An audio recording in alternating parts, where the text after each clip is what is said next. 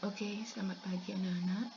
Jadi dalam video pembelajaran kali ini, Ibu akan membahas materi tentang cara mengatasi kelangkaan sumber ekonomi.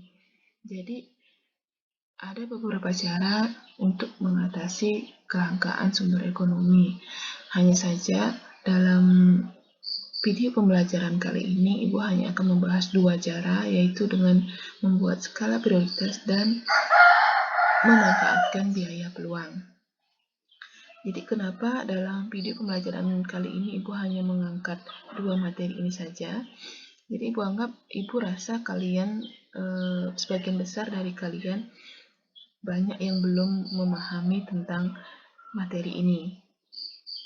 Untuk materi yang lain seperti jenis-jenis kebutuhan, kemudian jenis-jenis alat pemuas kebutuhan, Ibu rasa kalian bisa membacanya di buku paket dan itu lebih gampang untuk dipahami ya.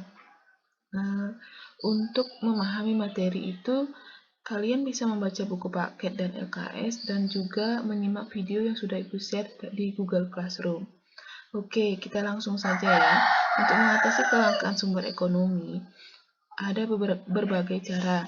Cuman dalam materi ini ada dua yang akan Ibu bahas, yaitu membuat skala prioritas dan memanfaatkan biaya peluang. Kita mulai dari yang pertama, yaitu membuat skala prioritas. Jadi, skala prioritas merupakan daftar urutan kebutuhan agar pendapatan yang dimiliki digunakan sesuai dengan urutan kebutuhannya.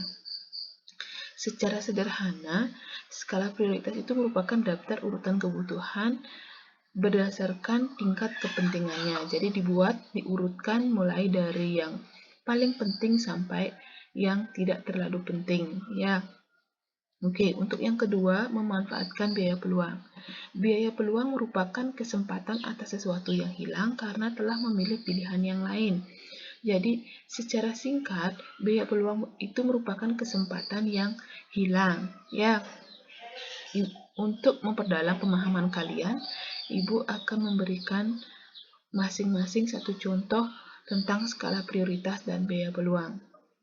Untuk contoh yang pertama, contoh tentang skala prioritas.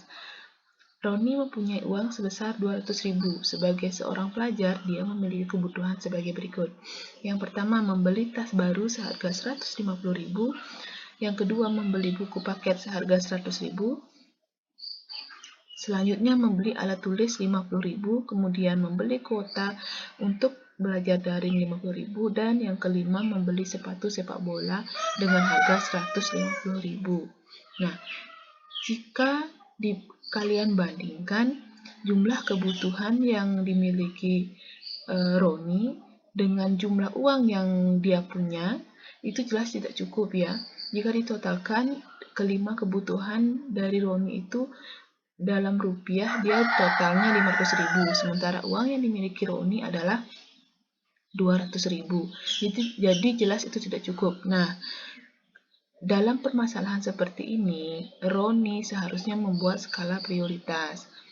Coba kalian susun skala prioritas Roni berdasarkan tingkat kepentingannya. Kalau dilihat dari kelima kebutuhan itu, yang paling penting menurut kalian yang harus diutamakan Roni, kebutuhan mana aja?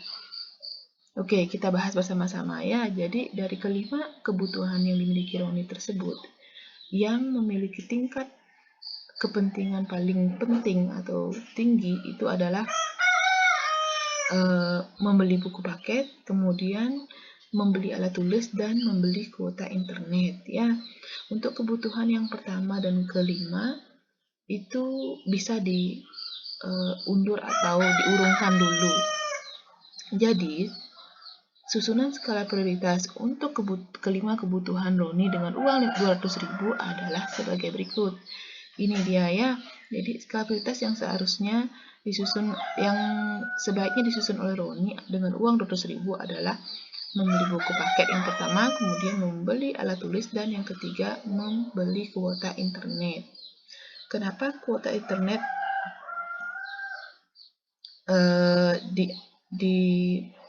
menjadi salah satu dari kebutuhan yang perlu diutamakan oleh Roni adalah mengingat